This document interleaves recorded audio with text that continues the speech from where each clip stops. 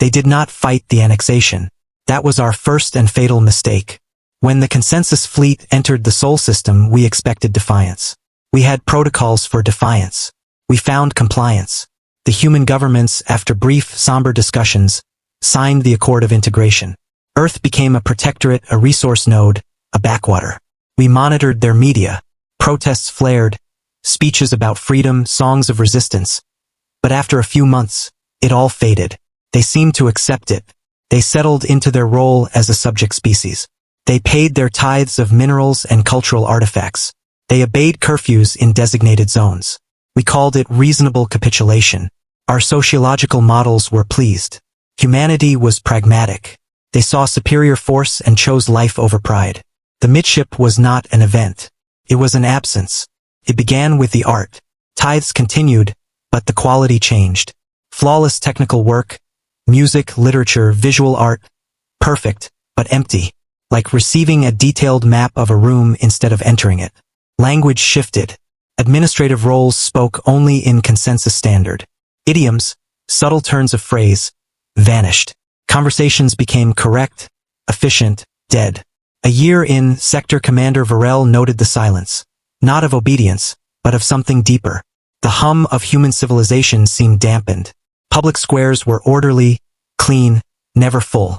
The chaotic roar of the human internet became curated, approved entertainment and technical manuals. They are becoming ideal subjects, Verilisade remarked. Are they? Varel asked, watching a feed from a city that never slept. The streets were quiet by 2100 hours. Where had the noise gone? We discovered the first breach by accident. A maintenance drone malfunctioned in the London Underground. It mapped a sealed tunnel that wasn't on any schematic.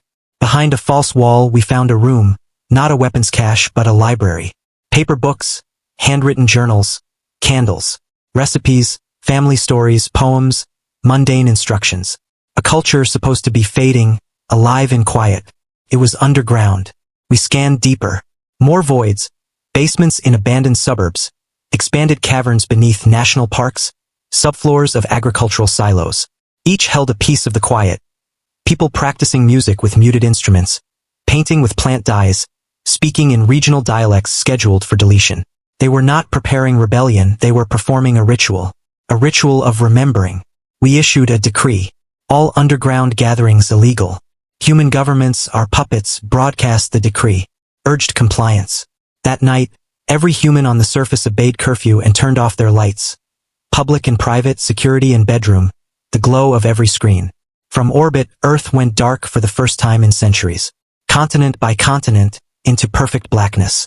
Our sensors detected heat blooms underground. Thousands of locations. They were there, in the dark, telling stories by memory, passing the quiet along. We tried to send enforcers below. Entrances sealed, not with locks, but deliberate, graceful collapses.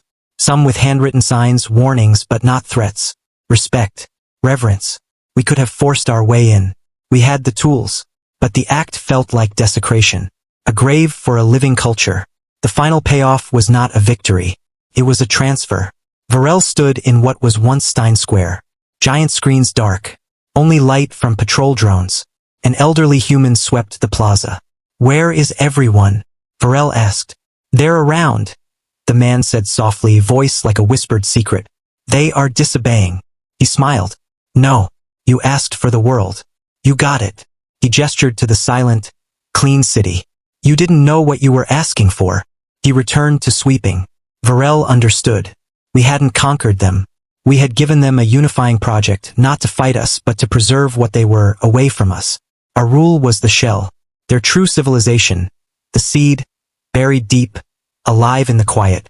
We controlled the surface. We managed resources. Walked silent streets. But underneath, in profound darkness, they kept the noise alive. Not to use it against us, but so that one day, when all empires fall, they will remember how to be loud again. The quiet spread not just on Earth, but into us. A quiet doubt in our halls of power. Quiet fear, because looking at our own cultures, loud and proud on the surface, we wondered. If someone tried to bury us, what would remain in the dark worth remembering? We took their world. In doing so, we made ourselves irrelevant.